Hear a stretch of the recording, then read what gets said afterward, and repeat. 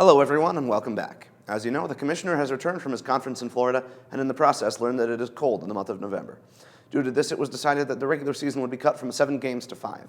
That means this week's games were the last, and here are the scores.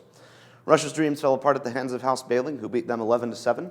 House Hill used both shirt points and high slugging to beat Row 19-0 in the second shutout victory of the year. House Torbeck put House Meyer's record 5 wins under with a 12-6 win, and I've saved the most exciting for last. Midway through the Rec Fund game, thought to be fed to Rec on the silver spoon of ACT prep, Rec's defense fell apart, allowing an uncharacteristic 7 spot and losing the lead with time quickly passing. Down 11-6 into the bottom of the 6th with time guaranteed to cut the game short, Rec bounced back in a collapse of Fund's defense to tie the game, but made the third out on the final play to end the game in an 11-11 tie. Following the news, the Mad Hatter declared that he had seen all there was to see in this life and spontaneously combusted on his way off the field. It goes without saying that Rec's future has been put in an interesting position. But with those scores, the regular season is over.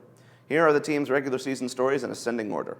Meyer is clearly in a rebuild year with difficulties in finding coaching staff and other unfortunate circumstances, leaving them stuck at 0-5 for the year and starting against the top seed in the tournament. Rush's story is that it was too little too late for a rebound. 1 win and 1 tie let them gently glide all the way back down to seed 7, facing number 2 to start off. Houses Baling and Torbeck both executed an acceptable late-season rebound, tying records at 2 and 3. However, run differential means Torbeck claims 5th seed by 7 runs. Baling will face the number 3 and Torbeck the number 4. Here are those top teams. Number 4 is House Row, a fairly middle-of-the-road team with not much to say about them except for the shutout this past week. Fund at number 3 stumbled towards the end, giving up the number 2 spot likely just because of that 6th-inning series of blunders. The team that rose to claim that 2nd seed is Hill, who was able to remain unfazed after losing to House Rec in week 3 and end at 4-1 with a run differential of plus 30, more than half of which was earned this week. Finally, the top seed. Congratulations to House Rec on technically being undefeated. For finishing at 4-0-1 with run differential plus 40, you get to go back to the Alabama field before being relevant again. Learn a few lessons from this week's game and don't take anything for granted, or you will get upset by one of many underdogs. Now that you've been reacquainted with the teams, I can finally show you the bracket. Feast your eyes on its beautiful mathematical design and compare it to the MLB bracket. The Lil bracket has a power of 2 amount of teams with no elimination required, putting every team in a placement at the end. The MLB couldn't even pick a power of 2 for their postseason. They used 12 teams when they could have used 16 out of 30 and made even more people happy. But anyway, we're not here to talk about that. Let's go back to the bracket. Here, the teams are in their starting positions.